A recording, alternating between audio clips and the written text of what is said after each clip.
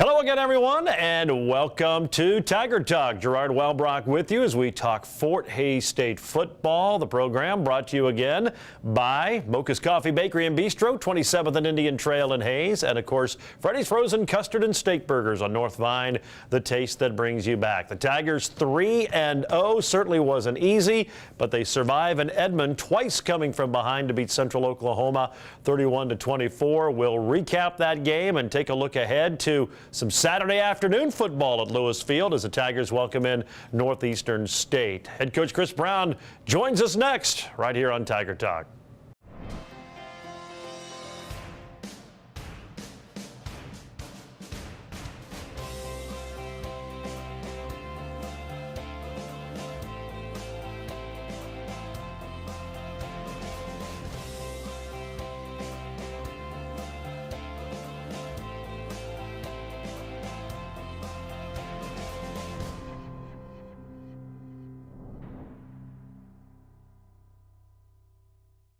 Welcome back into Tiger Talk. That was a big play on Saturday, the Kenneth Iheme 75-yard touchdown run that got the Tigers right back in it to start the third quarter. We'll talk more about it with head coach Chris Brown, who joins us on the program, which is brought to you by Mocha's Coffee Bakery and Bistro at 27th and Indian Trail, and of course by Freddy's Frozen Custard and Steak Burgers. They've got their delicious cook-to-order steak burgers. They've got the great fries and also the creamy frozen custard churned fresh every day. So stop on by. They're on North Vine and Hays. Freddy's Frozen Custard and Steak Burgers. It's the taste that brings you back. 31-24, Tigers a winner on Saturday night in Edmond, Oklahoma, knocking out the Broncos of Central Oklahoma, and a great win, a gritty win, a gutsy win for your squad. Twice had to come from behind.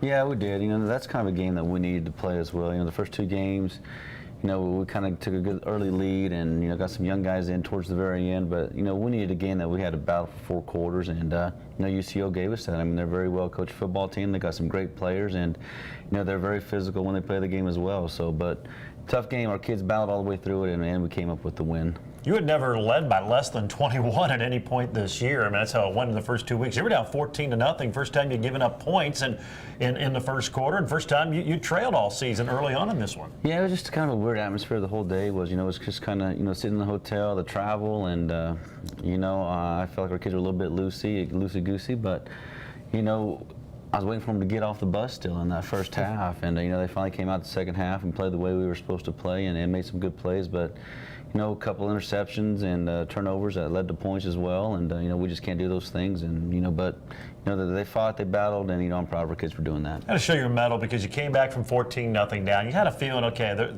Tigers are going to settle in and regroup, and you did, and then you got the lead 21 unanswered, but then to give it back up and have to come back the second time, I thought this said a lot about this team. It does, and that's something we talked about at halftime. It was, what type of team are we going to be? A team that lets up, or are we trying to build a championship team? I said championship teams come back and they battle and they fight and they scrap and they find a way to win this ball game, whether we're down 21-14, 3 points. We got to find a way to win this thing, and we were down twice, and they found a way to win it. And so many big plays by so many players, both offensively and defensively. We'll get into that as the program moves along here this evening, but had to be proud stepping up in key situations and making the play when the team needed it. Yeah, they did. There's a lot of guys that made different plays. Birchfield made some plays, Mazzara made some plays, Iheme made plays. Made the blocks when we needed to, got stops defensively when we needed to as well. Brown making that field goal to tie the game up, and just a lot of different things that went into play, in this game to help us win it. So just not one guy, it was all these guys together as a group, getting this win for us. You mentioned Jacob. He threw his first interception, kind of a weird batted down acrobatic pick, but overcame that, finished with a good day, a couple of touchdown passes, 411 yards. So didn't let that interception affect him, it looked like. No, he didn't. That's just one of those things that happened. It got deflected by the defensive end. The other one was coming from behind on a rush, and just happened to be in the right spot and fell right into his hands. And then, he did. He battled all day long, and he worked his tail off, stayed in the pocket, and we just got to work on him trying to extend plays instead of sitting in the pocket for so long and make things happen. And when he did that one time with Monterio, I mean, it really worked out for us and got the late hit too. So, eventually he'll get that, but he's not scared to stay in the pocket and take a hit and make the throws. And that's just something we've got to work on him a little bit, just extending the play. And he was sacked 4 times. It's got to be a little bit of a concern, maybe a little bit more abuse than you'd like to see in your quarterback. Yeah, it is, and it's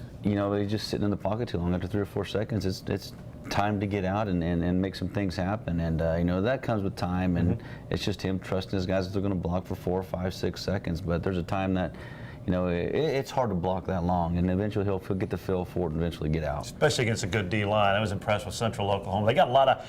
They deflected the one for a pick, but it seemed like they were close to getting their hands on a lot of passes. And you talked about it last week. They're athletic. They give you a lot of different looks, and they kind of lived up to the bill, and they were pretty good. They did. You see guys switching in and out. I mean, you see 4 or 5 guys run onto the field, and I mean, how do they get that many players, on the field and switching in all through the game? And it keeps their guys fresh. But they got a lot of long, lean guys, a lot of guys that were very strong and powerful as well. But they got some really good players, and that was a good win for us. You mentioned Birchfield. What a game for him. I think on the air we're just talking about J.T. Looper and what a great game he was having for Central Oklahoma. And then Birchfield comes through, the big game-winning catch, over 200 yards, 8 catches, and very few easy catches for him on Saturday. Yeah, he makes it look easy.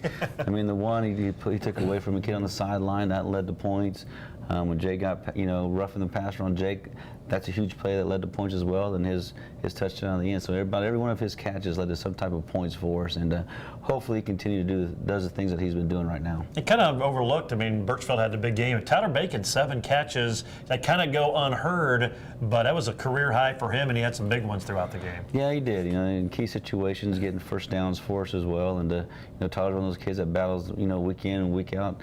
Really hasn't made the big play. We're still waiting for him to make that big play and get into the end zone, but I think he's getting really close to doing that. But he's just a good possession receiver for us that when we need a first down, he's a guy we can go to. And with that receiving core, we see it every year, and we saw it a couple of times. It led to big plays, one of them to a Kenneth Iheem touchdown. Your receivers downfield getting a block, just some interference to let that runner get by. Yeah, they do a great job. Coach McCray does a great job with those guys in practice every day, working on blocking, and then even in practice, they have to do those same things. If the ball is thrown, somebody catches it, everybody else is blocking. So, they do a tremendous job downfield. They give our backs and our other receivers room to run.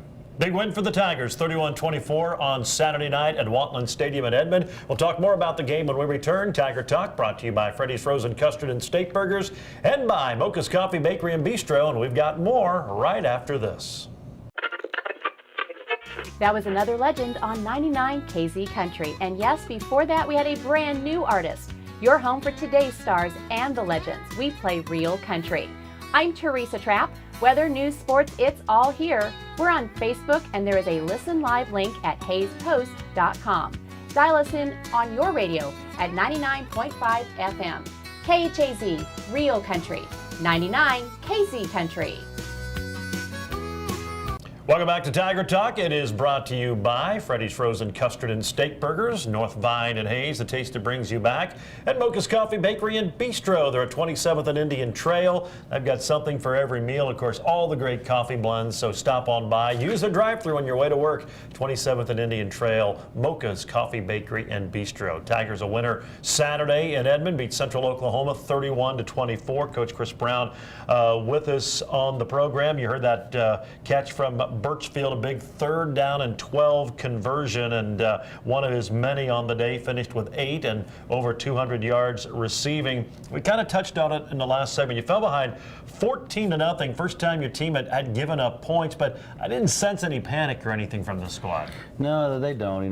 They know how to fight back. They put a lot of work and time in through the summers and 7-on-7s, and working together as a team, and then through fall camp as well. And it's a good group of kids that are really never going to panic. They're just going to keep battling, every quarter, every play, and they did that on Saturday. First time the offense did not score on their first drive, moved it a little bit, but then had to punt, and then obviously the second possession, the tip pass, and the interception that set up their second score. But boy, before you knew it, it was 14-0. It was, and it came fast, and You know, it's kind of like 2 years ago we went down there. I think we went down 21-0 at one point, and you know, our kids just found a way to battle back. But you know, we got in a hole, but it was good to have some adversity. See our kids battle back and fight, and have to scrap, you know, for 4 quarters to win a ball game. You drive to their 17 and a little razzle-dazzle, a reverse quarterback or wide receiver pass from Bieberly. A great defensive play by them and another interception, a right guy at the right time. Instead of being knocked down and it's third down for you, they have a guy kind of falling on the turf, pick it off. But you open the playbook a little bit. We saw some different variations of things, and that time, unfortunately, just couldn't connect on one. Yeah, it didn't work. And then there's a situation where we're used to them, you know, on film and doing our breakdowns. You know, they played a lot of man coverage, you know, in that situation. They so happened to play zone, you know, and that's just how it worked. And in that situation, Beebs has got to understand too, hey, there's zone coverage.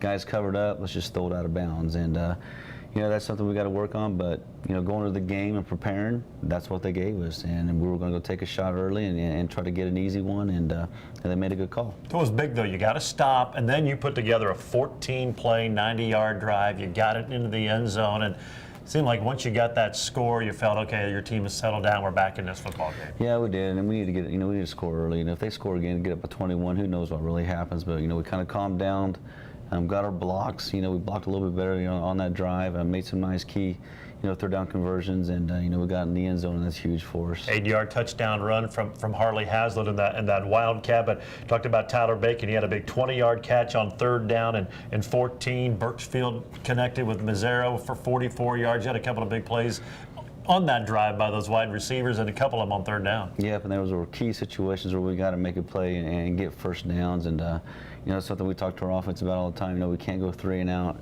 you know, the whole game, because just put your defense in a bad spot. It kills you with field position, and you know, a couple of third down key plays there, and it gets us first downs, and now we're allowed to score.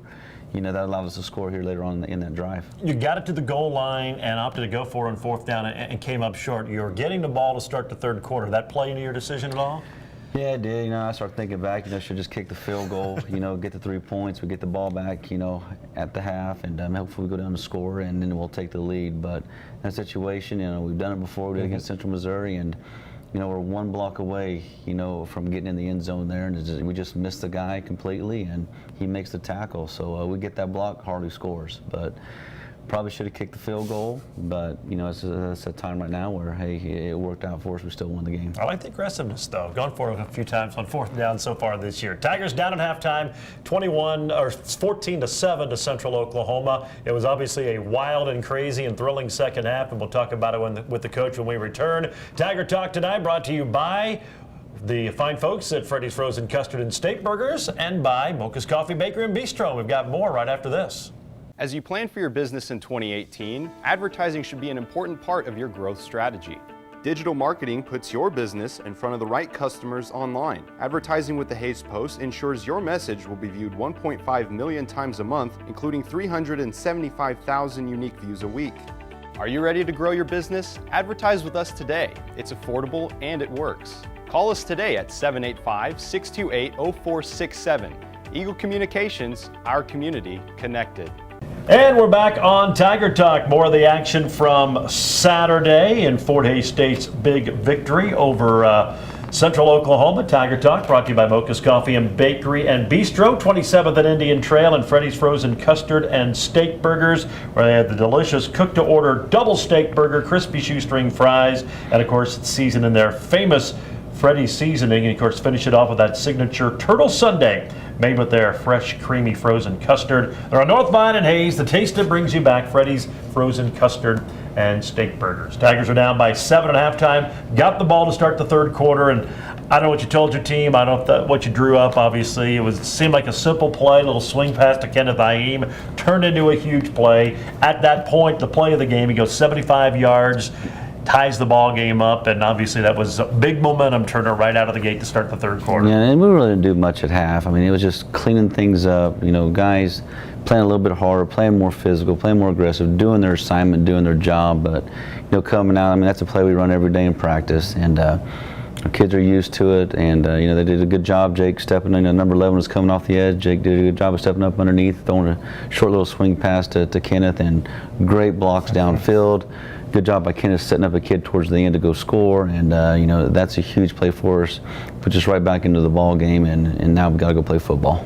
Get a stop, come back. Kenneth caps off a drive with a 5-yard run, and boy, all of a sudden you scored 21 straight and you've got the lead. Yeah, that's huge. And we know, you know, UCO is going to put some points on the board, so you got to find a way to keep scoring points because they're going to find a way to get in the end zone. You know, they did a great job with the packages that they had, and you know, they were even down 2 running backs, and that third kid did play just as well, but their quarterback was a very, very impressive player as well. But you know, we got to get those points. We got to get in the end zone. We can't settle for field goals, and you know, that's what our kids were doing. Stallard was very impressive. Probably ran the ball maybe a little bit more, but with you mentioned 2 backs out, probably felt he had to. But he is so good out of the pocket, very accurate. He's got some good wide receivers. He's right up there among the best in this conference. Oh, he is. He does a great job of buying time, and you know, those receivers get open, and you know, number 2, number 6, I mean, how they had tons of them. Those kids could just make some plays, but he really makes that team go. I think he's the leading, you know, passing and rushing yards at UCO now after that game, and but he deserves it. He's hardworking. He's smart, but the kid's very, very talented. Yeah, he needed 37 yards, and he got that in the first quarter. Their all-time leader in total offense. They come back, drive down deep in your territory. You hold them to a field goal. You had to feel pretty good at that point, 21-17. But I thought the swing, the very next possession, you go 3 and out, give them the ball back. They take it in, get a touchdown. All of a sudden, from being up 21-14, you find yourself behind again, 24-21. Yeah, we did. It's another one of those situations in the game that we probably needed it, you know, to learn how to keep fighting back and play for 4 quarters. But yeah, again, 3 and outs kill you. You know, you can't go 3 and out. You got to get, you know, you got to change field position, and you know, give teams short fields. It makes it easier for them to score. But they did a good job of, you know, kicking that field goal to get within 4, then scoring a touchdown, and going up by 3. But then we did a good job of getting the ball back, getting field goal range for Brandon Brown, and getting that field goal for us. Yeah, you answer probably the drive of the game. 9 plays, 83 yards. You got it all the way down to the 7, and knowing a field goal would tie it. Made the choice to go for the field goal. Brown hit it, and right back in the game at 24-all. But that was a key drive. Late in the game, clock was starting to become a factor. A little under 4 minutes to go to get it down there and get the game tied. Yeah, it was huge. You know, I think that's where that big play where Jacob Mazzara threw it to Monterio Birchfield and got the roughing the passer call as well. It had another 15 yards, but you know, we still got to find a way to try to get it in the end zone there. We don't want to settle for field goals, you know, in the red zone, but you know, we had to, and thank goodness we got Brandon Brown on our side. That kid's got a tremendous leg, and he's very accurate, and hopefully continues to make those kicks for us in those situations. Yeah, big 40-yard catch by Birchfield on 3rd and 12, plus a roughing the passer, so that really set up that drive and got you in a good position. Then you get a stop. Luke Wright, a big sack to get them in a bad spot and have to give up that football. Yeah, only 2 sacks on the day, but both came at key points. One of them helped make them kick that field goal earlier instead of maybe keeping a drive alive. Yeah, it did. That was huge for us. You know, those 2 situations, you know, they get first downs. Who knows what happens? But those sacks really, you know, helped us out, getting us the ball back, not allowing a touchdown on the 1. And, you know, we got to have those plays. And when we needed plays to be made, our kids stepped up and made the plays.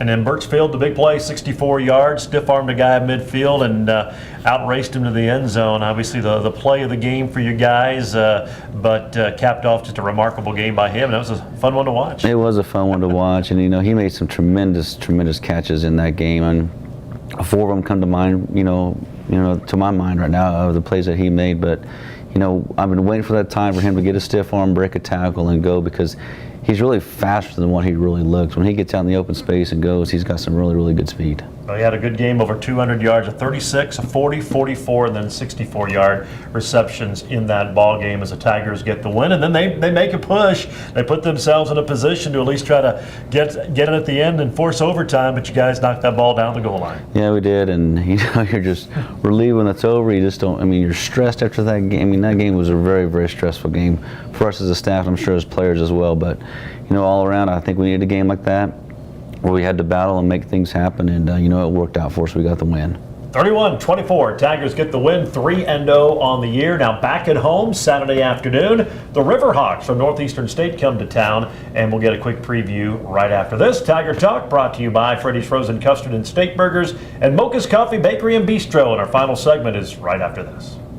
Ready to discover something new? The next time you're in your car, Tune your radio to 94.3 FM. It's here. It's Hayes' greatest hits. Love it. On 1400 KAYS and 94.3 FM.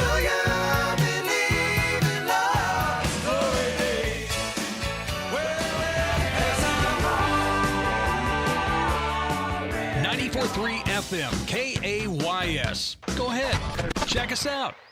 And welcome back. It's our final segment of the program. You heard that final play of the game as the Tigers, Birchfield's big catch gets it into the end zone to give them the lead, and they go on and win the contest on Saturday, 31-24. Now the Riverhawks of Northeastern State come to town. They're 0-3, losing to Pittsburg State, and I would guess in some ways, these may be more stressful for you than when you face a Pittsburg State or a Central Oklahoma or an Emporia or a Northwest. You know you're facing a good team and you're going to have to play well.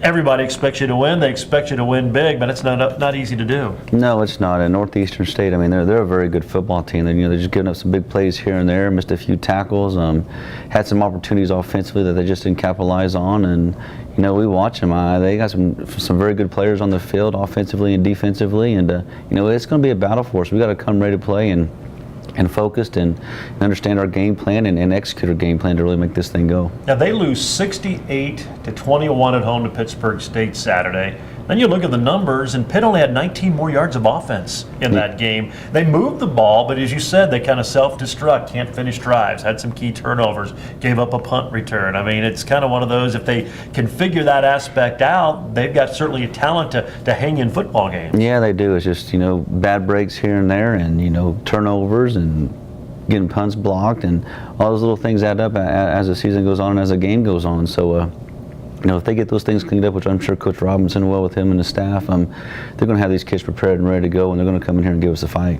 Dom McKenzie, their quarterback, he set a school record for yardage and touchdown catches last season. He obviously has a lot of talent. He does, very, very good player, and we got to figure out exactly where he's at and what he's doing, and making sure we contain him and keep him, to a minimum, because he's a tremendous football player. And obviously some similarity, their coaching staff, a lot of them came from Washburn, so you know a lot about those guys. They know a lot about you. That always is another element of intrigue that goes into these, and I know coaches hate that. It does, it seems like this whole, like Pitt, I know those guys very well. Washburn, I know those guys. I mean, just it's all over. And then that Northeastern too with Rob, as the head coach, and Dane Semino is their offensive coordinator, and coached.